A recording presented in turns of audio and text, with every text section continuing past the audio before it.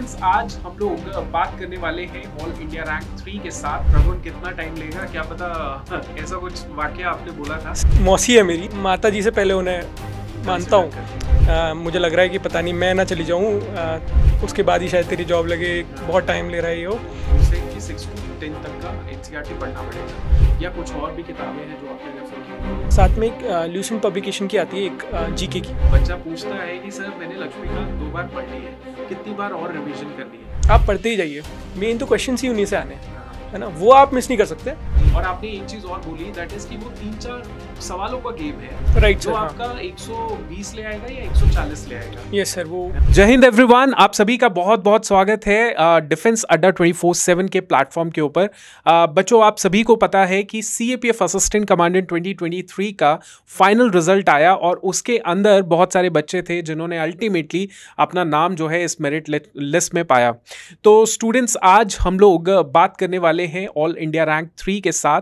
इनका नाम है प्रगुन और वी आर वेरी फॉर्चुनेट कि आज प्रगुन हमारे साथ में जुड़े हैं, जस्ट आप सभी को गाइड करने के लिए, आप सभी को बताने के लिए कि what it takes to become assistant commandant and get all India rank 3। So welcome Pragun, how are you? आप कैसे हैं और कैसी फीलिंग आपको लग रही है? एक्सपीरियंस कैसा हो रहा है आपका? Thank you so much sir for inviting me. और बहुत अच्छा लग रहा है सर। ये मतलब जो जर्नी थी, जो 4-4.5 साल हो चुके थे और फाइनली रिजल्ट आया सर, अच्छी रैंक आई, तो बहुत अच्छा लग रहा है सर, बहुत खुश हूँ। ओके, एंड आप तो खुश होंगे obviously, but what about your parents, family, जिन्होंने आपको इतना सपोर्ट किया 1 साल, 2 साल, 3 साल और 4 साल, मतलब 4 साल तो लंबा समय होता है। और इस 4 साल के बारे में भी हम लोग जानेंगे, क्योंकि 4 साल सुन के ना बच्चा थोड़ा सा डिमोटिवेट हो जाएगा, वो बच्चा जो 6 महीने से तैयारी कर रहा है। सो फॉर श्योर आप सभी को हम रियलिटी भी बताएंगे कि 4 साल में क्या क्या चीज़ें प्रगुन ने अचीव की। लेकिन फैमिली का कैसा एक्सपीरियंस, कैसा उनको फील हुआ? सर बहुत खुश हैं वैसे। हाँ। पर क्या है कि जर्नी इतनी लंबी थी कि बीच में थोड़ा मैं परेशान जब हो जाता था तो वो भी बहुत परेशान हो जाते थे। पर अभी उन्हें खुशी है कि हाँ फाइनली मेरा मतलब अब सिलेक्शन हो गया है, तो वो थोड़े अभी बहुत रिलैक्स्ड है। बीच में जो माता जी हैं वो बहुत परेशान रहती थी मुझे परेशान देख के, तो अभी उन्हें बहुत अच्छा लग रहा है, सब लोगों को बहुत अच्छा लग रहा है, मतलब जितने भी रिलेटिव्स हैं, पूरी फैमिली, फ्रेंड्स, तो सब बहुत खुश हैं सर। और उनकी खुशी नहीं, बस ये मतलब बहुत बहुत इंपॉर्टेंट बना दिया है, सब रिजल्ट बहुत अच्छा बना दिया है। राइट। आपने मुझे बताया था कि ये आपका कोई रिलेटिव है जिन्होंने बोला था कि प्रगुन कितना टाइम लेगा क्या पता, ऐसा कुछ वाकया आपने बोला था। सर रिलेटिव नहीं, वो मौसी है मेरी। अच्छा। और मैं तो बिल्कुल उनके बेटे जैसा ही हूँ। ठीक है, वो मतलब शायद मैं अपनी माता जी से पहले उन्हें मानता हूँ। जी। और बचपन से उन्होंने बिल्कुल बेटे की तरह रखा है, तो वो बहुत टाइम से चाह रही थी कि कुछ हो जाए। उनकी एज भी ज़्यादा है, तो वो बोल रही थी कि मुझे लग रहा है कि पता नहीं मैं ना चली जाऊँ, उसके बाद ही शायद तेरी जॉब लगे। बहुत टाइम ले रहा है ये। तो अभी वो बहुत खुश हैं और बहुत सर वो इतनी खुश हैं कि उनको देख के बस बहुत बहुत खुशी मिल रही है सर। ओके। एंड प्रगुन, आपके फादर का बैकग्राउंड क्या है? मतलब क्या किस चीज़ में काम करते हैं वो, और फैमिली बैकग्राउंड बताइए थोड़ा।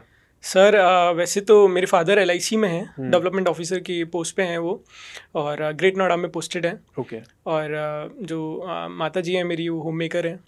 बाकी मैं सर ओरिजिनली बिलोंग करता हूँ अलीगढ़ डिस्ट्रिक्ट, जो UP में पड़ता है। अच्छा। तो मेरा होम टाउन है वहाँ। और बाकी सर बहुत बड़ी फैमिली है। ताऊ जी हैं, वो रिटायर्ड हैं, एग्रीकल्चर इंस्पेक्टर थे वो। और बाकी एक ताऊ जी फार्मर हैं। अच्छा। तो छोटी बहन अभी B.Ed कर रही है। तो बहुत बड़ी फैमिली है और सब लोगों ने बहुत सपोर्ट किया है इस पूरी जर्नी में, और उसकी वजह से सर उन्हीं के आशीर्वाद से आज यहाँ पे हूँ सर। ओके। तो आपकी जॉइंट फैमिली, आप सारे इकट्ठा रहते हो या? सर ये रहते सब लोग अलग हैं, पर जॉइंटनेस इतनी है फैमिली में कि सारे डिसीजंस एक साथ लिए जाते हैं, चाहे बहुत छोटे हों। मुझे याद है कि मुझे साइकिल भी चाहिए थी, तो उसके लिए मुझे ताऊ जी को कॉल करना पड़ा था। हायरार्की है। जी। और मतलब वो बहुत बड़े डिसीजंस हों कि शादी या कुछ ऐसे रिलेटेड, या बहुत छोटे डिसीजंस हों, तो वो सब लोग ही डिस्कस करते हैं। दूर रह रहे हैं लेकिन बहुत जॉइंटनेस है पूरी फैमिली में। ओके। क्योंकि थोड़ा सा कम देखने को मिलता है ये सब चीज़ें। बहुत मोटिवेशन मिलती होगी, और ऑब्वियस सी चीज़ है, ऐसे एग्जाम्स के अंदर अगर आपको सपोर्ट में ना होना, कोई सच्चे प्योरिटी वाले सपोर्ट में कि दिल से कोई सपोर्ट करना चाहता है और वो ना हो, तो बड़ी मुश्किल आती है कि एग्ज़ाम में आप सक्सीड हो या कंसिस्टेंसी के साथ लगे रहें। आप फॉर्चुनेट हैं कि आपके फैमिली वाले, आपके रिलेटिव जो थे, पूरी मजबूती के साथ आपके साथ में खड़े थे, और आई थिंक उसका बहुत बड़ा क्रेडिट है कि आपको ऑल इंडिया रैंक 3 मिला। राइट सर, है ना? मैं सर ये मानता हूँ कि 3 चीज़ें बहुत इंपॉर्टेंट हैं पूरी एस्पिरेंट जितने भी कर रहे हैं। एक तो सर हार्डवर्क, वो तो सर उसके सामने तो कुछ है ही नहीं। यस। सेकंड पिलर जो मेरे लिए सर मैं जो समझता हूँ वो है कि इंटेलिजेंस, आप मतलब कितने आप स्मार्ट हैं, कितने अच्छे से आप पढ़ रहे हैं, स्मार्ट वर्क कर रहे हैं, है ना, आपने पढ़ लिया अच्छे से और उस चीज़ को आप बहुत टाइम तक याद रख पा रहे हैं या अच्छे से उसे यूज़ कर पा रहे हैं। सर तीसरा जो इनविजिबल फोर्स है ना, वो सर या तो आप उसे कोई लक बोल देता है या कोई सपोर्ट बोल देता है या कुछ भगवान का आशीर्वाद या जो भी आप बोल रहे हो सर। शायद स्टार्टिंग मतलब ये तो 2 पिलर हैं, हार्डवर्क और इंटेलिजेंस वाले, वहाँ शायद सर मैं उतना अच्छा नहीं परफॉर्म कर, मतलब मैं खुद को इतने अच्छे मार्क्स नहीं दूंगा उस पर। जो तीसरा से जो इनविजिबल फोर्स जो मैं बोल रहा हूँ, उसमें सर मुझे बहुत सपोर्ट मिला। मेरे जो फादर हैं वो हमेशा सबकी मदद करते हैं, मैंने कभी आज तक नहीं देखा कि उन्होंने कभी किसी को ना बोलो किसी काम के लिए। मेरी माता जी जो हैं वो इतना ध्यान सबका रखती हैं, उनका इतना शेड्यूल टाइट रहता है कि सुबह मुझे पंछियों को दाने खिलाने हैं, मुझे फिर गाय को खिलाना है, स्ट्रे डॉग्स को खिलाना है, ठीक है, ये करना है वो करना है, मतलब कोई एनिमल दिख जाए, बंदर है तो मुझे गाड़ी रोको, मुझे पहले उनको खिलाना है। तो उनके सर करम है, पिताजी के करम है। मैंने अभी मौसी की बात बोली, वो हर मंदिर जाके बस ये बोलती हैं कि बस मेरे बेटे का हो जाए, तो उनके करम है सर। ताऊ जी हैं, सब लोग दोस्त हैं, बहुत सपोर्ट, हमेशा कभी उन्होंने डिमोटिवेट होने नहीं दिया। मैं खुद बहुत नेगेटिव हो गया था पर उन लोगों ने बहुत पुश किया सर, सब लोगों ने। तो ये सर सब उन लोगों की वजह से है, जो मैं बोल रहा हूँ कि तीसरा जो पिलर है मेरा वो बहुत स्ट्रॉन्ग था। हार्डवर्क शायद मैंने नहीं किया उतना, या मैं इंटेलिजेंट नहीं हूँ शायद उतना, लेकिन जो तीसरी चीज़ है वो बहुत, उसमें मैं शायद बहुत आगे। राइट। ये आपने बिल्कुल बहुत मजबूत या बहुत पावरफुल चीज़ बोली है, बिकॉज जो पेरेंट्स के मेरिट्स होते हैं ना, वो बच्चों तक पहुंचते हैं। राइट, उनकी जो इंटेंशन, उनका जो सोच होती है वो बच्चों तक पहुंचती है। दैट इज़ वाई प्रगुन की सोच और प्रगुन का जो स्वभाव है बहुत अच्छा है। और आई थिंक यही ऐसे ही लोग चाहिए फोर्सेस के अंदर, बिकॉज आपको पता है कि सबॉर्डिनेट जो जितने भी होते हैं, constable, sub inspector, inspector rank के, ये कई बार अनसेटिस्फाइड रहते हैं बिकॉज ऑफ ऑफिसर थोड़ा इगोइस्टिक होता है, ऐसा होता है वैसा होता है, हाथ भी नहीं मिलाता है, ऐसे बहुत सारे किस्से होते हैं। लेकिन अगर आप जैसे लोग जाएंगे, ऑफिसर बनेंगे, तो डेफिनेटली बहुत ज़्यादा इम्प्रूवमेंट आएगी, बिकॉज आपने वो देखा होगा समय कि कैसे कैसे आपके फादर भी कहाँ से उठ के कहाँ पे पहुँचे हैं। तो that's a very good thing, और वी वांट कि आप जैसे लोग ही फोर्सेस में अच्छे से सर्विस दें। Now Pragun, let's talk about all India rank 3। आपने हार्डवर्क नहीं किया, ये तो भाई आपने उस लेवल तक का हार्डवर्क तो किया ही है फॉर श्योर। उसी का हम लोग जो है पूरा का पूरा इन्वेस्टिगेशन करेंगे, बिकॉज आई वांट कि ये बच्चे, अल्टीमेटली बच्चे सुनने वाले हैं पॉडकास्ट, और बच्चे वो हैं जो आपको देख के आगे बनेंगे, राइट? तो उनके लिए पूरी क्लैरिटी हम लोग देंगे, कैसे नोट्स बनाए, क्या किस किताब को पढ़ा, कोचिंग चाहिए, सेल्फ स्टडी चाहिए, या क्या मटेरियल चाहिए, ये सब चीज़ें हम लोग देखेंगे। तो सबसे पहले I would like to ask you कि आपने कब ये स्टार्ट किया CAPF जर्नी, एंड कौन से ईयर में स्टार्ट की, और उसके बाद आपने कैसे कैसे इसको कंटिन्यू रखा, पहले ये बता दीजिए। सर ये मैंने पहला अटैम्प्ट 2022 वाला दिया था CAPF का। मेरे एक फ्रेंड थे, लाइब्रेरी में जाता था, तो उन्होंने मुझे गाइड किया इस एग्ज़ाम के बारे में। CDS मैंने उस साल दिया था, पर CDS में थोड़ा SSB का पैटर्न डिफरेंट है। यस है ना? तो मैं उस टाइम पे सिविल सर्विसेज और ये देना चाहता था, तो CAPF मैंने दिया। उसके लिए मैंने फिर तैयारी की अच्छे से, ठीक से मैंने एग्ज़ाम समझा, सिलेबस देखा, क्वेश्चन पेपर्स देखे, प्रीवियस ईयर के क्वेश्चंस अटेम्प्ट किए सर। उससे मैं समझ में आया कि एग्ज़ाम का पैटर्न क्या है या क्या उसकी डिमांड्स हैं। तो फाइनल जो मोटे मोटे जो चीज़ें हैं, जैसे आपको साइंस करनी है, वो चीज़ है कि कोई भी CAPF का एग्ज़ाम दे रहा है तो उसको जो फंडामेंटल साइंस के जो कॉन्सेप्ट्स हैं, 10th का जो NCERT है, अगर आपके पास समय है तो आप 6 to 10th साइंस कीजिए, बहुत हेल्प हो जाएगी। ठीक है, जितने भी अगर यहाँ पे देख रहे होंगे एस्पिरेंट्स CAPF के लिए। और सर वो मैंने किया, 2022 में पहला अटेम्प्ट दिया, रिटन क्लियर हुआ, फिजिकल मेडिकल भी हुआ, फिर इंटरव्यू पर वो रह गया अनफॉर्चुनेटली। पर A23 का मैंने फिर से सारा रिवाइज़ किया, और फिर ये सेकंड अटेम्प्ट था मेरा, और इस बार सर बस आज। सो ये आपका सेकेंड टाइम इंटरव्यू था? Yes sir. और 2 बार आपने अटेम्प्ट दिया है? जी जी जी। Okay right. तो जनरल साइंस के ऊपर आते हैं। यू सेड कि 6 to 10 तक का एनसीईआरटी पढ़ना पड़ेगा, या कुछ और भी किताबें हैं जो आपने रेफर की होंगी? सर हाँ, मैंने साइंस के लिए मैंने देखा कि साइंस का वेटेज अच्छा खासा है, तो एनसीईआरटीज़ करी मैंने। 9th-10th की एनसीईआरटी की, साथ में एक ल्यूसेंट पब्लिकेशन की आती है एक जीके की, ओके, येलो बुक जो है। Yes yes. तो वो एक तो general science, specific general science आती है, और एक होती है जो मिक्स्ड वाला, वही थी मेरे पास। अच्छा, हाँ, तो वो उसमें बहुत फैक्चुअल डेटा है। हाँ, जैसे केमिस्ट्री का कि कौन सा एसिड किसके लिए काम आ रहा है, ठीक है, और आपके बायोलॉजी से रिलेटेड और केमिस्ट्री, तीनों के लिए मैंने वो ल्यूसेंट से बहुत सारे फैक्ट्स देख लिए थे, ठीक है। जैसे आप बोलेंगे साइंटिफिक नेम आते हैं, विटामिन ए का, ये सब वो टेबल है उसमें, तो वो एक अच्छा सोर्स लगा मुझे एनसीईआरटीज़ के बाद। एनसीईआरटी से वैसे 90% चीज़ें सब हो ही जाती हैं, कुछ एक दो फैक्ट ऐसे हैं कि जो शायद नए मिल जाएं ल्यूसेंट में, तो जनरल साइंस के लिए मुझे वहाँ से हेल्प हुई। ओके, तो 6 to 8 10 स्टैंडर्ड की एनसीईआरटीज प्लस आप लूसेंट भी पढ़ सकते हैं अगर आपके पास समय है तो। आई वुड से कि दोनों का कॉम्बिनेशन आप पढ़ सकते हैं, वो बहुत अच्छा रहेगा। उसके बाद ज्योग्राफी की बात करते हैं, तो ज्योग्राफी बुक सोर्स क्या था? सर ज्योग्राफी तो मैं एनसीईआरटी ही मतलब सफिशिएंट है उसके लिए। एनसीईआरटी आप कर लेते हैं तो और कोई स्टैंडर्ड बुक की ज़रूरत है ही नहीं। ओके, एनसीईआरटी ही इतनी मुझे मतलब इतनी कॉन्सेप्चुअल है कि इतनी टफ लगती है। बहुत लोग उसे ही डिफ़िकल्ट समझते हैं, लेकिन एनसीईआरटी कर लेंगे आप तो हो जाएगा सारा। Right. NCERT of class 11th 2 किताबें, और क्लास 12 फिजिकल जो इंडियन एनसीईआरटी जो फिजिकल इंडियन जो ज्योग्राफी है, तो उससे मोस्टली सारे क्वेश्चंस हो जाते हैं। अच्छा। और ज्योग्राफी से रिलेटेड जो लोकेशंस के क्वेश्चंस हैं, वो आप करंट अफेयर्स के साथ कर ही सकते हैं उसको। ओके, तो NCERT of class 11th, NCERT of class 12th, 4 किताबें आपने रेफर की थी। जी जी। आपने इसके नोट्स भी बनाए थे? सर नोट्स मेरे पास हैं, हाँ। अच्छा। जो मैंने स्टार्टिंग में ही बना लिए थे। बहुत मैं बताऊं कि साइंस के तो खैर नहीं बना पाया था मैं, पर हाँ ज्योग्राफी और इकोनॉमिक्स के थोड़े मैंने, क्योंकि मैंने कहीं कोचिंग नहीं की तो इसलिए मुझे बनाने पड़े। जितने भी सब्जेक्ट्स हैं, पॉलिटी, हिस्ट्री के मैंने नहीं बनाए, और जनरल साइंस के नहीं बनाए, पर पॉलिटी और ज्योग्राफी, इकोनॉमिक्स के इसके बनाए। अच्छा, जी सर। ओके ओके, ये हो गया geography. Then you referred the atlas also. मतलब ऐसा होता है ना, 2 चीज़ें होती हैं, एक तो बच्चा एटलस ले लेता है और उसमें कॉन्टिनेंट टू कॉन्टिनेंट हर कंट्री की कैपिटल को हाईलाइट कर लेगा, क्योंकि वो कहीं ना कहीं यूट्यूब पे जाता है, वो देखता है आईएएस का कोई लेक्चर है, उसको मैपिंग वर्क पूरा का पूरा उसने हाईलाइट कर लिया।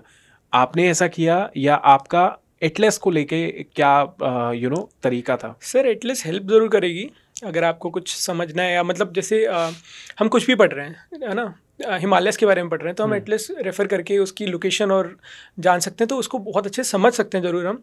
पर ऐसा नहीं कि मैं हर कंट्री जाके मैं लोकेशन, मैं वही आपके पॉडकास्ट में भी बोला कि मैं बहुत ज़्यादा हार्ड वर्किंग तो नहीं था, है ना। मैं मेरे बहुत फ्रेंड्स हैं जो बहुत हार्ड वर्किंग थे, मुझसे ज़्यादा हार्ड वर्किंग थे, तो मैं उनके कंपैरिजन में बात कर रहा था अपने लिए।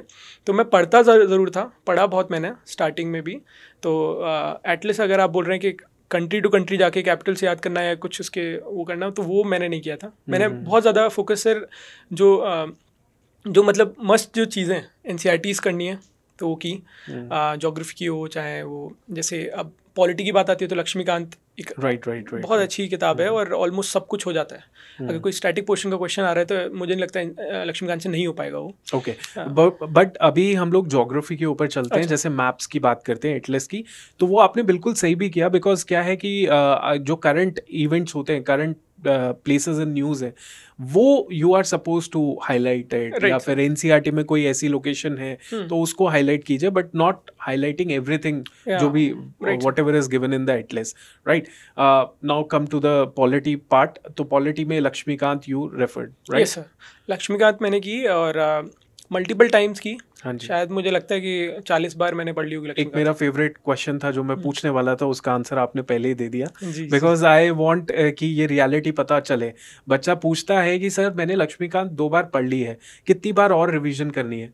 कुछ नहीं होता सर 2 बार में। तो मैं सच में मेरे पास भी बहुत छोटे हैं मेरे भाई जो भी हैं, तो आते हैं कि भैया 2 बार तो पढ़ ली अभी, तो वो कुछ भी नहीं है। मैं सच बताऊं तो मैं इनिशियल जो फेज़ था मेरा, मैं तब बहुत पढ़ता था। मैं सुबह 7 बजे से लेकर रात को 10 बजे तक पढ़ता था। और शायद कोई माने नहीं, मैंने स्पेक्ट्रम जो मॉडर्न इंडिया की है और लक्ष्मीकांत, शायद वो मैंने 1-1.5 साल से छुई नहीं है, क्योंकि वो मैंने इनिशियली इतना पढ़ लिया है। मैंने स्पेक्ट्रम भी शायद 40 बार कर ली होगी, शायद लक्ष्मीकांत भी 40 बार से ऊपर ही बार की है। तो उसको मैं बस रिवाइज कर लेता था हर 2 महीने बाद या हर 1 महीने बाद। तो वो आप पढ़ते ही जाइए, मेन तो क्वेश्चन ही उन्हीं से आने, है ना, वो आप मिस नहीं कर सकते। कोई बहुत डिफिकल्ट, कोई out of the box question आ गया तो हो सकता है वो आपके लिए भी नया है और दूसरे आदमी के लिए भी नया है। पर जो लक्ष्मीकांत में गिवन है या जो स्टैटिक पोर्शन का जो बहुत फंडामेंटल क्वेश्चन है, वो तो आपको आना ही चाहिए और वो रिपीटेडली पढ़ के ही आएगा। है ना? तो वो मैं बोलूँगा कि पढ़िए, आप जितना समय पढ़ते रहिए, रिवाइज करते रहिए हर 2-2 महीने बाद, तो एकदम बैठ जाए दिमाग में। What I say is limited resource for the polity. Polity का एक किताब है, उसको मन भी करता है ना कि यार अब हिस्ट्री है, ज्योग्राफी है, 4-4, 6-6 किताबें हैं। पॉलिटी का एक किताब है, even though it is a बल्कि बुक, बट एक किताब है। अब उस एक किताब को आप लिमिटेड रिसोर्स तो है लेकिन अनलिमिटेड रिवीजन कीजिए, उसको गिनिए भी मत कि कितना आपने रिवीजन कर लिया। ऐसा हो कि आपको उस पन्ने का पता हो कि क्या उसमें लिखा हुआ है, एग्जैक्टली इमेजिनेशन में आ जाए, तभी जाके you will be able to solve the CAPF का पेपर भी, या पॉलिटी वाला सेक्शन, कोई भी सर, कोई भी एग्जाम है उसमें तो ये तो ब्रह्मास्त्र है, मतलब ये तो पढ़ने ही पढ़ने हैं। यस। ओके, पॉलिटी के बाद नेक्स्ट इज हिस्ट्री। तो स्पेक्ट्रम किया मैंने सर। अच्छा, स्पेक्ट्रम किया है, spectrum for modern history, right? Modern history के लिए स्पेक्ट्रम किया सर। जो बाकी आर्ट एंड कल्चर के लिए नितिन संघानिया पढ़ते हैं सब, वो सब किया, ठीक है। और सर एक ऑनलाइन भी टेलीग्राम पे बहुत सारी PDFs मिल जाती हैं, जैसे नोट्स वोट्स की, तो वो मुझे अब कोचिंग पता नहीं किसकी थी पर वो मुझे मिल गई थी, तो वो भी बहुत एंड टाइम पे रिवाइज करने के लिए बहुत सारे, मतलब सोर्सेज तो बहुत सारे हैं, ठीक है। पर जो मैं मेन बोलूँगा कि नितिन सिंघानिया बहुत अच्छा है आर्ट एंड कल्चर के लिए, ठीक है। और आप तमिलनाडु बोर्ड की आप बुक कर लीजिए, स्पेक्ट्रम आप कीजिए क्योंकि मॉडर्न इंडिया का वेटेज भी अच्छा है, तो वो कर लीजिए। आर्ट एंड कल्चर से जो एंशिएंट इंडिया का पार्ट है उसमें बुद्धिज़्म, जैनिज़्म, वो आप अफोर्ड नहीं कर सकते मिस करना। वो आपको करना है। तो जो मतलब जो बहुत हाईलाइटेड पॉइंट्स हैं, जो थीम है, जो UPSC बार बार पूछता है, तो वो तो आपको करनी ही करनी है, ठीक है। क्वेश्चंस कीजिए और तो उससे सर अच्छा जाएगा। सो प्रगुन ने 3-4 सोर्सेज बताए, वो प्रगुन के लिए काम कर गए, है ना? राइट। और ऐसा नहीं है कि वो प्रगुन के लिए काम करेंगे तो आपके लिए भी काम करेंगे, क्या पता थोड़ा सा पैटर्न वैटर्न की, जैसे फॉर एग्जांपल स्पेक्ट्रम अभी बहुत बल्कि बुक हो गई है ना? मॉडर्न हिस्ट्री की स्पेक्ट्रम बहुत मोटी हो गई है। पहले छोटी पतली से बुक आती थी, ज्यादा पतली भी नहीं, ठीक ठाक आती थी, तो वो डूएबल थी। लेकिन अगर आप स्पेक्ट्रम के साथ साथ NCERT भी पढ़ लें, जैसे क्लास 12 की थीम्स 1, 2, 3 है, तो थोड़ा सही रहेगा। जी सबकी सर अलग वो हो सकती है। यस, वो प्रगुन का स्ट्रैटेजी है। और उसमें से उन्होंने एक फंडामेंटल चीज जो उन्होंने की, दैट इज मल्टीपल रिविजन, जो उन्होंने खुद भी कहा कि मैं 1-1.5 साल तो मतलब आपने इतना पढ़ लिया कि आगे आपको जरूरत नहीं ज्यादा। हाँ, तो वही है, इनिशियल मेहनत तो करनी जरूरी है। इसमें प्रगुन ने एक चीज और बोली कि क्वेश्चंस अटेम्प्ट करने हैं, तो क्वेश्चंस आपने कौन से अटेम्प्ट किए? एनी रैंडम MCQs या फिर कोई सिविल सर्विसेज की टेस्ट सीरीज उठा ली या प्रीवियस क्वेश्चंस अटेम्प्ट किए? CAPF के लिए मुझे याद है, जो फर्स्ट अटेम्प्ट मैंने दिया था 2022 वाला, तो उसके 10 दिन पहले से मैंने प्रीवियस ईयर जितने पेपर्स हैं वो दिए। अच्छा। हाँ, क्योंकि मैंने ना कोई कोचिंग की थी ना कुछ, तो पढ़ लिया मैंने जितना सिलेबस था, थोड़ा जो डिफरेंट जो पार्ट था साइंस वाला और मैथ्स वाले क्वेश्चंस देख लिए।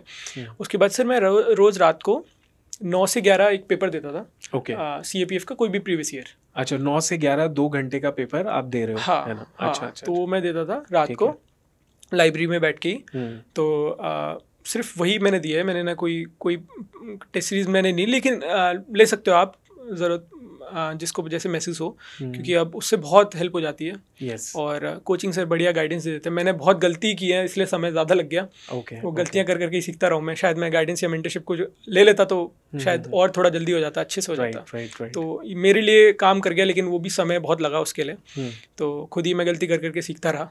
बट आपने एक चीज बहुत अच्छी बोली जो आपने खुद ही की, दैट इज कि 2 घंटे का पेपर देना है मुझे। बिकॉज बच्चों को तो पहली बात है मोटिवेशन चाहिए वो 2 घंटे का पेपर देने के लिए।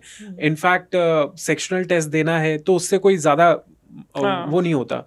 आपका एक्चुअल चैलेंज तो होता है when you know put all efforts for 2 hours, 2 घंटा आप कंटिन्यूसली लगे हुए हो, तो दैट इज वेयर आपका एग्जाम टेम्परामेंट भी बनता है। Right sir.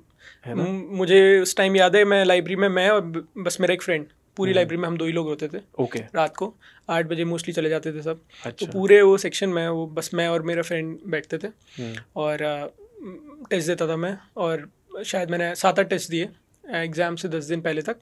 और उससे बहुत हेल्प हुई, समझ में आया कि कहाँ चीज़ें हो रहे हैं। साइंस बहुत ज़्यादा आ रहा है तो साइंस में फिर नेक्स्ट डे आके साइंस सबसे पहले वही रिवाइज कर रहा हूँ। अच्छा। है ना, क्योंकि साइंस से नहीं था, कनेक्ट टूट गया था थोड़ा। ओके। है ना, तो ये सारे फिजिक्स के ऑप्टिक के क्वेश्चंस आ रहे हैं, कुछ लेंस पे किसी एग्जाम में लेंस से क्वेश्चन आ गया जो कि मैंने ध्यान नहीं दिया था। फिर मैं वापस अगले दिन आके सुबह उसको एनालाइज कर रहा हूँ और पढ़ रहा हूँ वो चीज़ें।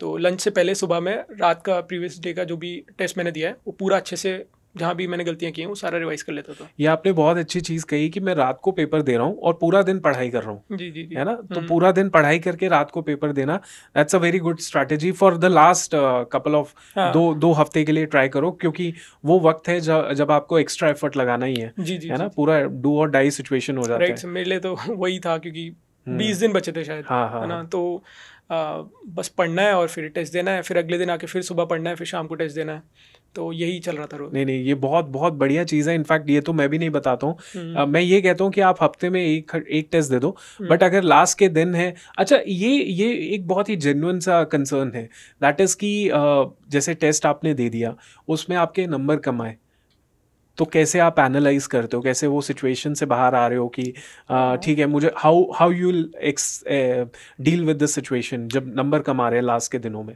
सर मैं इस चीज़ को बताना चाहूँगा। मेरे मार्क्स जो है, मैंने प्रीवियस ईयर मार्क्स जो पेपर दिए बहुत फ्लक्चुएट कर रहे थे। अच्छा। मतलब कभी मेरे 150 आ रहे हैं तो कभी 124, मुझे याद है अभी भी। ओके। 124 आए थे एक बार।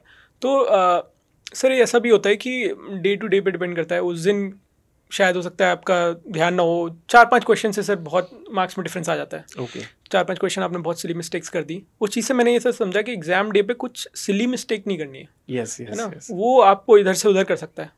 4-5 क्वेश्चन भी आपने अगर ध्यान से नहीं किए तो उस चीज़ से मुझे समझ में आया। वो 124 मार्क्स मेरे उस एग्ज़ाम में आए थे, प्रीवियस ईयर का कोई पेपर था वो। तो मैंने वो देखा, फिर मैंने मुझे भी सर सबको जैसे परेशानी होती है कि यार ये तो कम मार्क्स आ गए, 140 से ऊपर स्कोर करना है। यस। तो वो वाली चीज़ है कि फिर मैंने वो एग्ज़ाम, उस दिन मैं लेट भी गया, फिर घर मैंने सुबह के लिए नहीं छोड़ा, फिर मैं उसी दिन बैठा। अच्छा। वो देखा मैंने कि कहाँ गलती कर दी मैंने। गुड। वरना मैं नेक्स्ट डे सुबह एनालाइज करता था कि क्या और डिमोटिवेट हो गए कि क्या पता अगला दिन भी बर्बाद कर दो। हाँ, मेरा मतलब तो हो ही नहीं रहा। रात को परेशानी में बहुत परेशान तो रहता ही था उस टाइम पे। उस दिन मैं शायद और भी लेट गया घर। अच्छा। और पापा जी कॉल कर रहे हैं और अब वो बोल रहे हैं घर आ। तो मैंने फ़ोन ही नहीं उठाया उनका कि अभी तो नहीं आऊँगा मैं, आधा घंटा। मैंने वो देखा, फिर क्वेश्चंस देखे, तो मुझे पता पड़ा कि हो जाता है इसमें भी। मैं 130 से ऊपर 135 आराम से स्कोर कर लेता इस एग्ज़ाम में भी। वो सिली मिस्टेक्स वाली बात है। अच्छा। कि बहुत ध्यान से आप पेपर दीजिए। सिर्फ 2-2.5 घंटे की बात है, सुबह एक पेपर देना, एक शाम को। वो एक दिन में सर दुनिया बदल सकती है सबकी। यस। बहुत बहुत अच्छी चीज़ ये बताइए, बिकॉज ये ना जनरली मैं तो बताता ही हूँ, बट AIR-3 की बात सुन के बच्चा और सीरियस हो जाएगा इस बात को सुन के कि ये लास्ट के ग्रूसम डेज होते हैं जहाँ पे you have to put extra efforts, थोड़ा डिस्कम्फर्ट देखना पड़ेगा। एंड जो आपने कही कि जिस समय मेरे कम मार्क्स आए, 120 मार्क्स ज़्यादा नहीं है ना, in order to get the merit. है ना, 140 150 तो होने चाहिए। लेकिन आपने बोला कि मैं उस समय और एक्स्ट्रा टाइम मैंने दिया इन ऑर्डर टू इंश्योर कि भाई मैं नेक्स्ट टाइम ये गलतियां ना करूं। जी। और आपने एक चीज़ और बोली, दैट इज़ कि वो 3-4 सवालों का गेम है, राइट, जो आपका 120 ले आएगा या 140 ले आएगा। यस सर, वो है ना, वही सर, वो जो कुछ ही क्वेश्चंस होते हैं। यस। और वो क्वेश्चंस वो होते हैं जो आपको पता होंगे। हाँ जी। ना, टफ क्वेश्चन है तो हो सकता है वो किसी पे भी ना होगा। हाँ। है ना, टफ क्वेश्चन है तो वो आपके लिए भी टफ है, वो सबके लिए टफ है। यस। गलती वहाँ है, वहाँ आप ब्लंडर कर रहे हो जब आप इजी क्वेश्चन या बुक का क्वेश्चन या कोई बहुत डायरेक्ट क्वेश्चन है, NCERT का क्वेश्चन है, किसी लक्ष्मीकांत का क्वेश्चन है, वो आपने गलत कर दिया। तो आप बहुत इजीली ले गए क्वेश्चन को और बस पढ़ा आधा समझा और टिक करके आगे बढ़ गए। यस। तो वो नहीं गलती करनी है, हर क्वेश्चन को अच्छे से लेना है और सारे क्वेश्चंस करिए। और यही सर कि सिली मिस्टेक नहीं होनी चाहिए, सिली मिस्टेक्स नहीं होनी चाहिए। एंड आप ट्राई करो, अभी तो 4 अगस्त को इनका एग्जाम भी है, तो गो फॉर इट, आप कोशिश कीजिए। आप इनफैक्ट आप रात को नहीं करना चाहते, आप दिन में करो। मतलब 10 से 12 हमारा समय होता है एग्जाम का, आप 10 से 12 के समय आप प्रॉपरली उसको पीवाईक्यू को सॉल्व कीजिए, पूरे के पूरे 125 सवाल को, है ना? हाँ जी सर जी, पूरा टेस्ट लगाइए बिल्कुल वैसे देखे कि एग्जाम डे है आज, तो और पूरा ध्यान से करेंगे तो ऑल द बेस्ट सर उनके लिए भी जो 4 अगस्त को दे रहे हैं अभी। राइट। ठीक है प्रगुन, तो हमने पेपर 1 का तो लगभग पूरा कर लिया।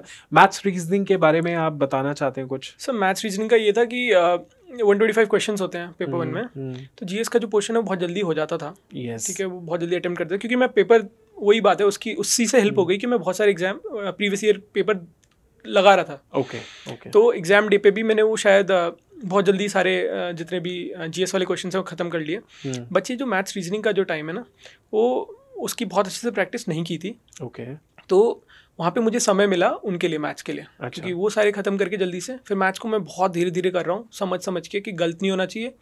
और रीजनिंग तब भी कर लेता था मैं, मैथ्स थोड़ा धीरे धीरे करे, और जितने ज़्यादा मैं अटेम्प्ट कर सकता हूँ मैंने किए, और हो गया सर। अच्छा, उसका कुछ स्पेसिफिक मैं नहीं कर पाया, सोर्स नहीं होगा आपका। हाँ, मैं कुछ आपने पीवाईक्यू ही ज्यादातर सॉल्व किए होंगे। पीवाईक्यू से जितने मेरे मैथ्स के क्वेश्चंस हैं, ठीक है, जैसे एलसीएम एचसीएफ वाले थे कुछ क्वेश्चंस, कुछ मिक्सचर वाले थे, तो वो मैं उस पर कोई घर जाते जाते मैं लाइब्रेरी से, मेरा घर शायद 1-1.5 किलोमीटर है, तो मैं वो करते करते वो यूट्यूब पे कोई वीडियो देख ली, और जाते जाते वो समझ लिया मैथ्स का। कोई नया क्वेश्चन आ गया तो ये कैसे करना है, तो वो कर लेता था।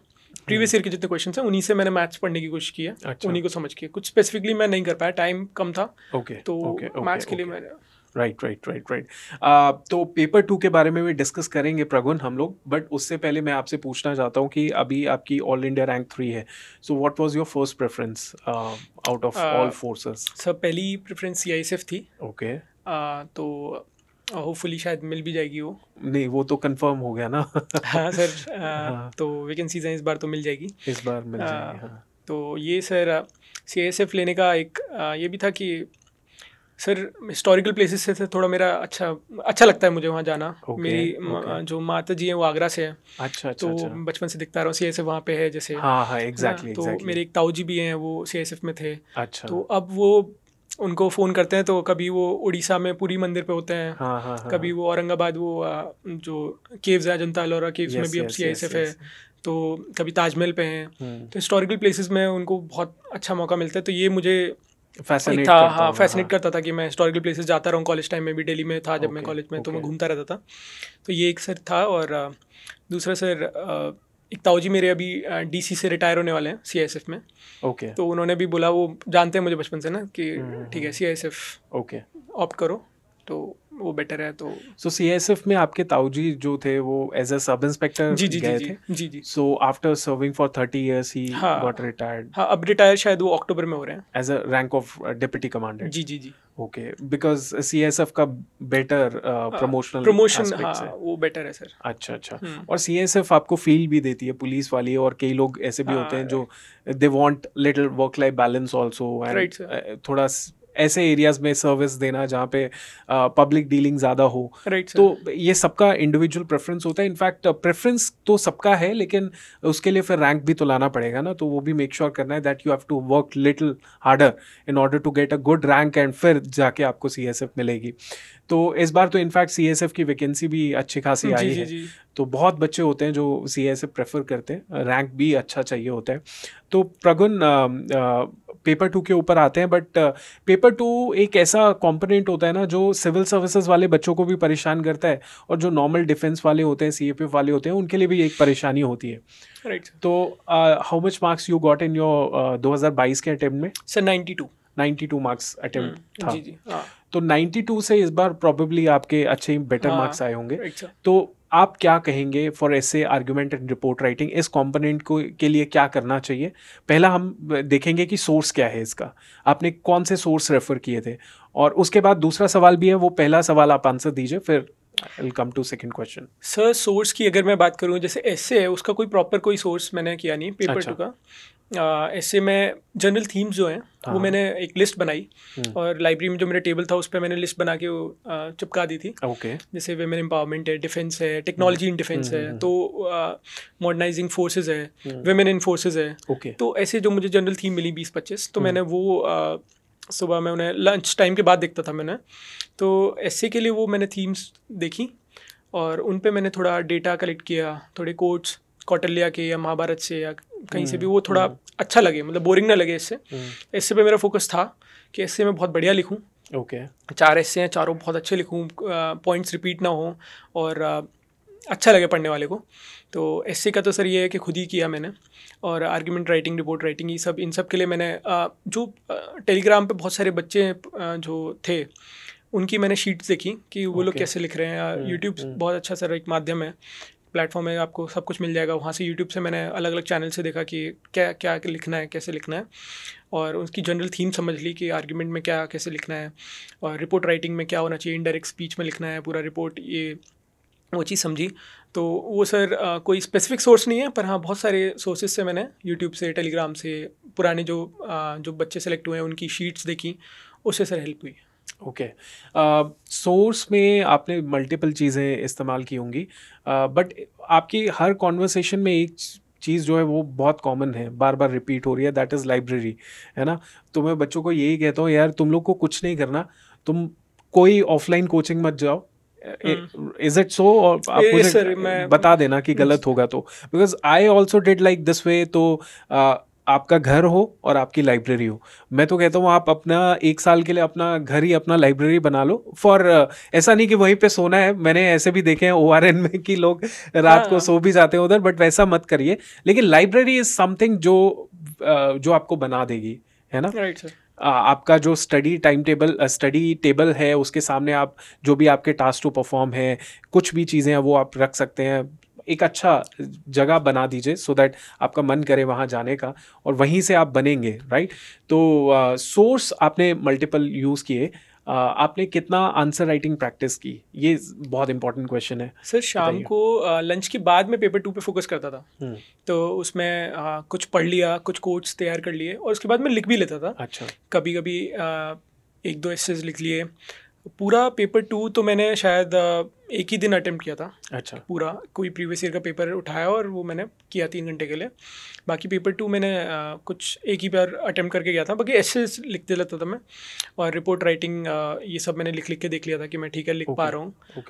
प्रेसिज राइटिंग है तो उसका मैंने उतना ध्यान नहीं दिया उस पर। बाकी ऐसे पे फोकस अच्छा था, और जितनी रिपोर्ट राइटिंग लिख के देख ली 1-2 बार, आर्ग्यूमेंट राइटिंग और ये सब करके। बाकी सर ग्रामर वाला पोर्शन है वो भी बहुत इंपॉर्टेंट है। ओके, तो will you share your notes with the students? Sir अभी नोट्स मुझे शायद मैंने एक फ्रेंड बच्चे सीरियस नहीं लेंगे फिर आपको। नहीं मैं सर बोलेंगे सर ऐसे बोल रहे हैं। सर मैं कैसे शेयर कर सकता हूँ? ओके, मतलब व्हाटएवर इज देयर। मैं ये नहीं कह रहा, आप ये भी कर सकते हैं कि आप अपनी लक्ष्मीकांत का फोटो क्लिक करके भेज दो कि दिस इज व्हाट, कि भाई मैंने इतना हाईलाइट किया है किताब को, मैंने इतनी बार पढ़ा है किताब को। ये भी आप दिखाएंगे ना तो वो रियलिटी समझ पाएंगे। बिकॉज द प्रॉब्लम इज कि there overloading of content on YouTube, ये भी तो है ना आज के समय प्रॉब्लम। हाँ सर। तो मैं किस तरह से कर सकता हूँ सर शेयर? आपको मैं बता दूंगा, आप मुझे शेयर कर देना, या आप सोशल मीडिया हैंडल अपना बता देना, सो दैट आप बच्चा बोले सर मैंने लक्ष्मीकांत कितनी बार पढ़ा है, तो आप उसको अपनी लक्ष्मीकांत की फोटो खींच के भेज देना कि बेटा ये देख कितनी बार, ये तू बता कितनी बार ये पढ़ा होगा मैंने। सर मैं ये कितनी बार से मैं बता सकता हूँ कि मुझे ये याद है लक्ष्मीकांत में कुछ पेजेस हैं जिसमें मैंने क्या लिखा है। 7 जो चैप्टर है फंडामेंटल राइट्स का, 7.21 पे मैंने कुछ जो लिखा है वो सब भी मुझे याद है। ठीक है, तो बहुत बार पढ़ा है क्योंकि इसीलिए वो चीज़ें याद है कि मैंने क्या नोट्स बनाया है। ऐसे कुछ बबल बनाया है, उसके अंदर कुछ लिख दिया है, कोई करंट में कुछ चल रहा है, सुप्रीम कोर्ट की कोई रूलिंग आई है तो वो लिख दिया है ना। तो वो सब एड ऑन करता रहता था मैं। तो वही चीज़ है सर, करेक्ट बिल्कुल। तो जो भी पॉसिबल होगा स्टूडेंट्स आपको वो शेयर कर ही देंगे हम लोग, जो भी प्रगुन के पास होगा, नोट्स हो गए है ना, कुछ कोटेशन हो गई, जैसे वो कल हमारे साथ में 304 वाले एक कैंडिडेट थे, उन्होंने कहा कि सर देखो मैंने टैबलेट से पढ़ाई की थी, तो he made all those folders, quotation अलग अलग सब कुछ। तो अल्टीमेटली हिंदी बैकग्राउंड से हैं वो। अच्छा। तो अलग से कुछ नोट्स तो अलग से बनते हैं उनके, वो पूरा का पूरा कंटेंट मिलता भी नहीं है। तो मैंने उनसे बस यही रिक्वेस्ट किया कि हिंदी वाले बच्चे जो होते हैं ना, उनको कंटेंट मिलता नहीं आराम से, राइट सर, उनका तो उनके लिए आप मदद कर दो, तो वो सबसे बड़ा अच्छा एक नोबल काम होगा। लेट्स टॉक अबाउट ऐसे आर्ग्यूमेंट रिपोर्ट राइटिंग तो हमने डिस्कस कर लिया। Let's talk about grammar, précis and comprehension. उसमें आप मुझे बताइए how you deal with these sections.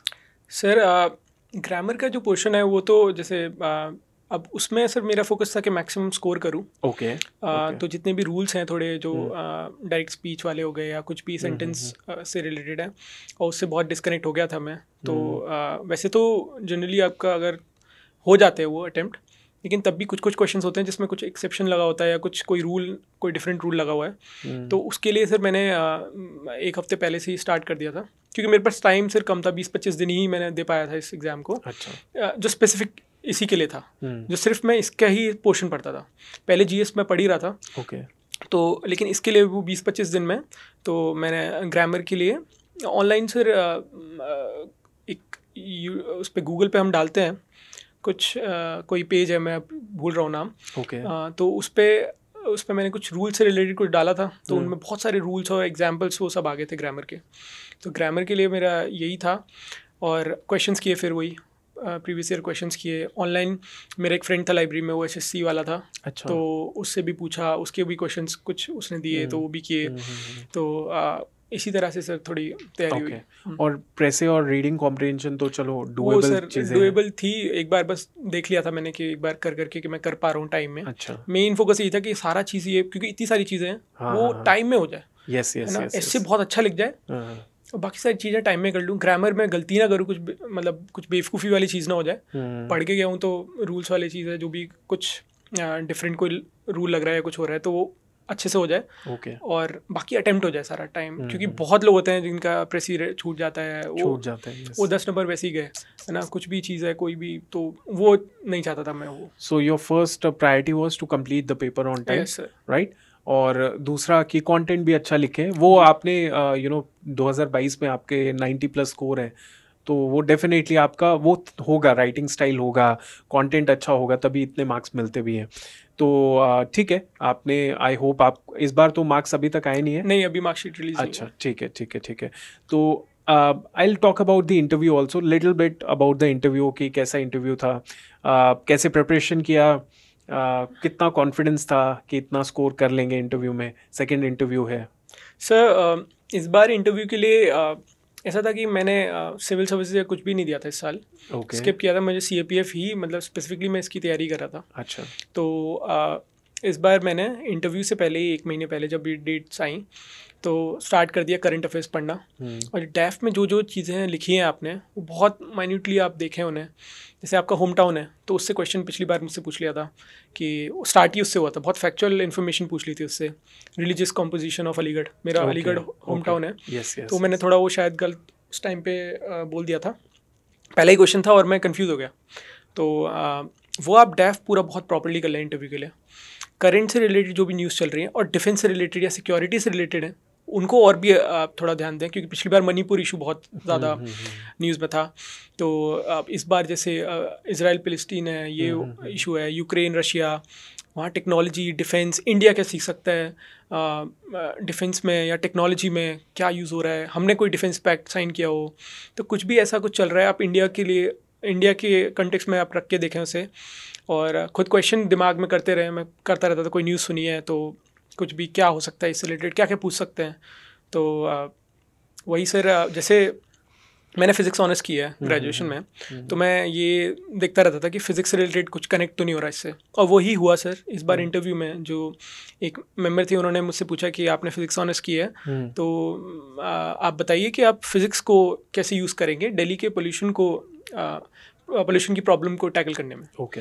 तो वो कहीं ना कहीं से मैं, क्योंकि अपने दिमाग में मैं अपने आप को ट्रेन कर रहा था कि ऐसे कुछ क्वेश्चंस आ सकते हैं, है ना, कुछ भी कहीं ना कहीं से कनेक्ट करके कि मेरा होम टाउन अलीगढ़ है तो उससे मैं कनेक्ट करूँ।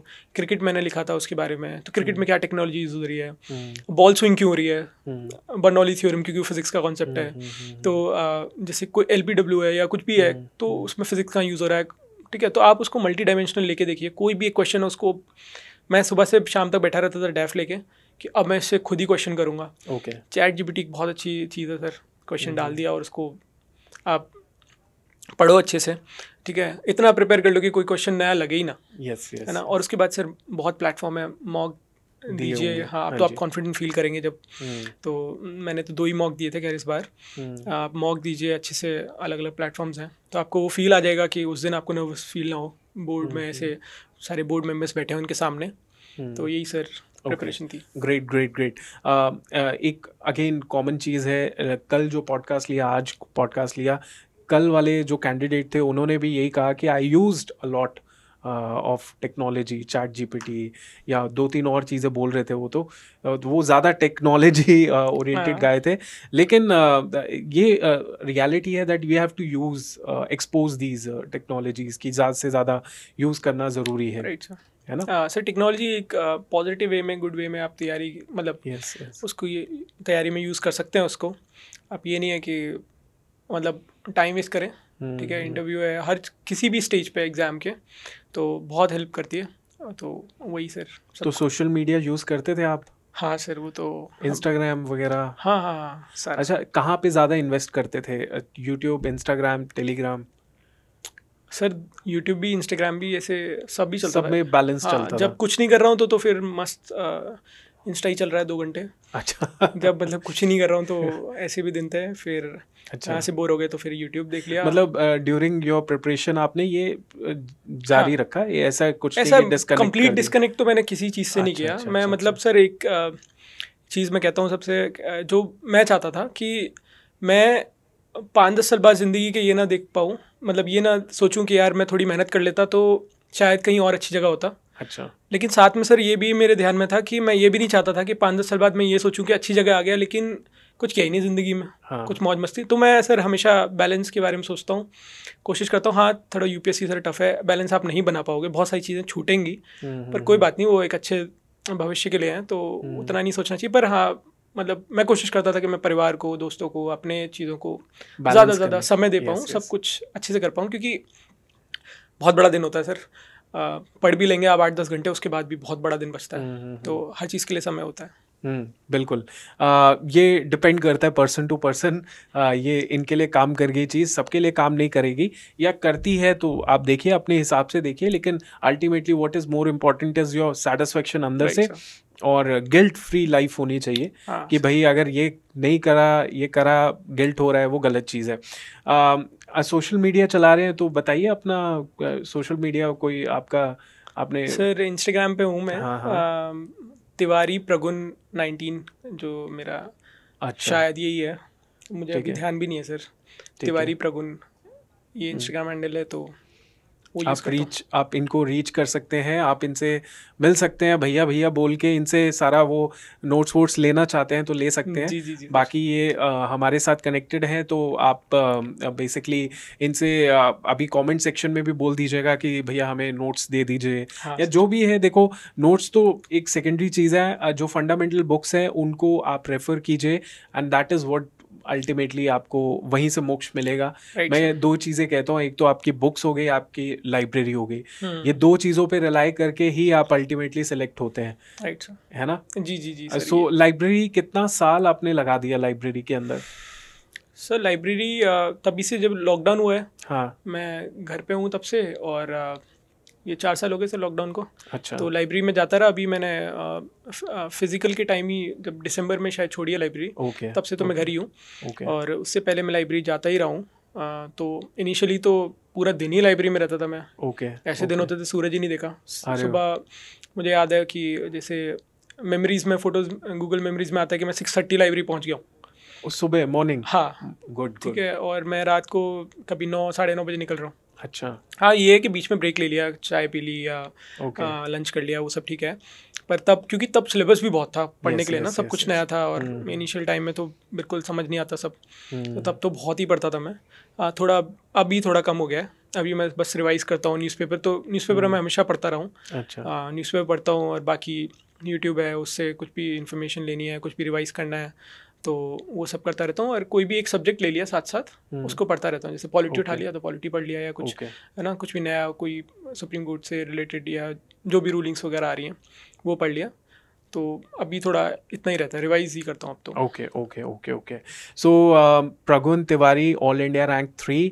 यस, मुझे जितना विश्वास है कि प्रगुन आप CISF में बहुत कमाल का सर्विस देंगे और अपने पेरेंट्स का नाम हमेशा रोशन करते रहेंगे। और भी मोमेंट्स आने वाले हैं आपकी ज़िंदगी में जहाँ पे आपको लगेगा कि यार ये काम करके मेरे पेरेंट्स बहुत खुश होने वाले हैं। So definitely you would love to do that task and हम चाहते हैं कि आप और बहुत बढ़िया चीज़ें जो हैं CISF में करेंगे फॉर श्योर, बिकॉज हमें क्लियर है कि भाई CISF तो मिलनी है आपको। सर ये तो thank you sir. Right, yes sir. हाँ जी। तो any last words to the students जो 4 अगस्त को अपेयर होने वाले हैं, उनके लिए कुछ आखिरी शब्द? सर मैं यही बोलूँगा कि अभी आप एग्ज़ाम्स मॉक टेस्ट लगाइए, उसमें देखिए आपके वीक पॉइंट्स कहाँ हैं, उस चीज़ को रिवाइज़ कीजिए और पेपर 2 पे भी बहुत ध्यान रखें आप। मतलब मेरा ये था कि मैं इवनिंग में करता था लंच के बाद पेपर 2, तो आप ऐसे डिवाइड कर सकते हो कि मॉर्निंग आप पेपर 1 करें, पेपर 2 शाम को करें, और दोनों को बहुत वेटेज दीजिए। अपना जो है पेपर 1 पे बहुत ध्यान दीजिए, कोशिश कीजिए 140 के ऊपर स्कोर हो। इस बार तो वैकेंसी अच्छी है तो कट ऑफ शॉर्टली थोड़ा कम जाएगी, लेकिन आप तैयारी वही रखिए 140 150 वाली। तो और डिमोटिवेट नहीं होना है, नंबर किसी दिन कम आ जाए। मैं खुद भी होता था, मैं समझ सकता हूँ आप लोग भी हो जाओगे, तो वो होता है, पर परेशान नहीं होना है और पॉजिटिव रहिए, कोशिश कीजिए और कोशिश का सर परिणाम तो मिलेगा ही, अच्छा मिलेगा। ठीक है, बहुत बढ़िया। सो कोशिश करते रहिए, अपने आप को पॉजिटिव रखते रहिए और प्रगुन की तरह आप भी यहाँ पे बैठे होंगे और हम चाहते हैं कि आप सारे के सारे यहाँ पे आ जाओ, अरेंजमेंट हो जाएगा। हम बैठा देंगे हम लोग। ठीक है प्रगुन, तो thank you so much, wish you all the very best of luck. Thank you.